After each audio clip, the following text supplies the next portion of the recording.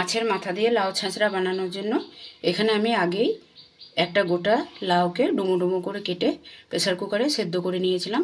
তার সাথে আলুও দিয়ে দিয়েছিলাম। বন্ধুরা, যাতে সময়টা কম লাগে তার জন্য লাউটা সেদ্ধ করাটা আর দেখালাম না। একটা বড় সাইজের রুই মাছের মাথা কেটে নিয়েছি। ওই মাছেরই পেটের ভেতরের অংশটাও আমি নিয়ে নিয়েছি।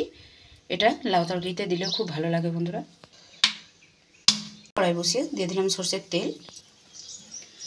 মাছের মাথার মধ্যে লবণ হলুদ মাখিয়ে নিয়ে তেলের মধ্যে দিয়ে দিলাম। মাছের মাথাগুলো উল্টে পাল্টে একদম কড়া করে ভেজে নিয়েছি।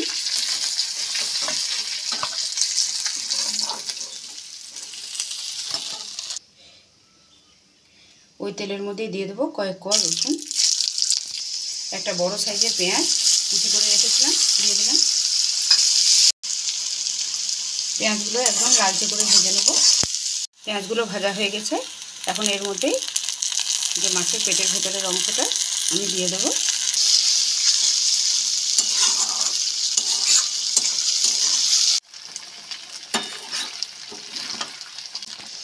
লাউটা যেহেতু সেদ্ধ করার সময় কোনো রকম লবণ দিইনি, এখানে স্বাদ মতো লবণ দিয়ে দিলাম। দিয়ে দিচ্ছি আন্দাজ মতো হলুদ, দিয়ে দিচ্ছি হাফ চামচ জিরের গুঁড়ো, 1 চামচ ধনের গুঁড়ো,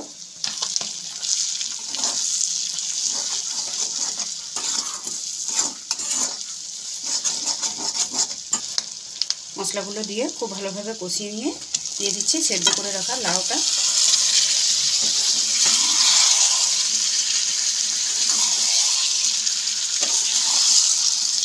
মাছের তেল, পেঁয়াজ, সমস্ত মশলার সাথে সেদ্ধ করা লাউটা খুব ভালোভাবে মিশিয়ে নিতে হবে।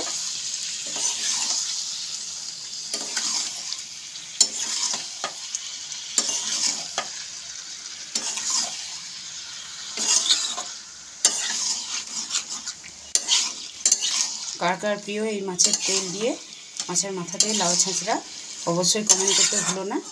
আর আজকে যারা আমার চ্যানেলটা নতুন দেখছো তারা অবশ্যই চ্যানেলটাকে সাবস্ক্রাইব করে দিয়ে পাশে থাকা বেল বাটন ক্লিক করে নোটিফিকেশান অল করে রেখো, যাতে এরকম ধরনের আরও নিত্য নতুন রেসিপি আমি আপলোড করব এবং সবার প্রথম তোমাদের ফোনে পৌঁছে যায়। দিয়ে দিচ্ছি সামান্য কাশ্মীরি লাল লঙ্কার গুঁড়ো। এটা অপশনাল, চাইলে নাও দিতে পারো, আমি একটু রঙের জন্য দিলাম। ঝালের জন্য দিয়ে দিচ্ছি কাঁচা লঙ্কা। তোমরা চাইলে শুকনো লঙ্কা বা কাঁচা লঙ্কা বাটাও দিতে পারো।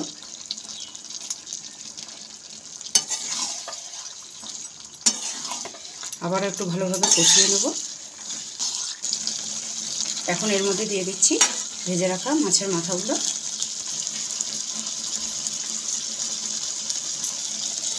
আঁচটা কমিয়ে রেখে 5 মিনিট মতো ঢাকা দিয়ে রাখবো, ততক্ষণে ভেজে রাখা মাথাগুলো নরম হয়ে যাবে। তারপর খুন্তি দিয়ে আমি মিক্স করে দেবো। ফিরে এলাম 5 মিনিট পর।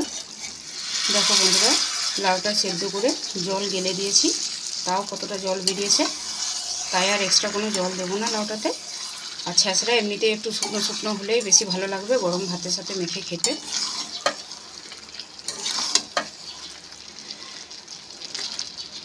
মাছের মাথাটা কড়া করে ভেজেছিলাম, শক্ত ছিল।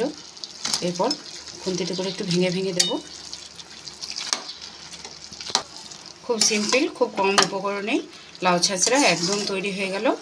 আর কিছু দেবো না এর মধ্যে। তো তোমরা চাইলে যদি ধনেপাতা থেকে থাকে দিতে পারো, অবশ্যই গরম মশলা।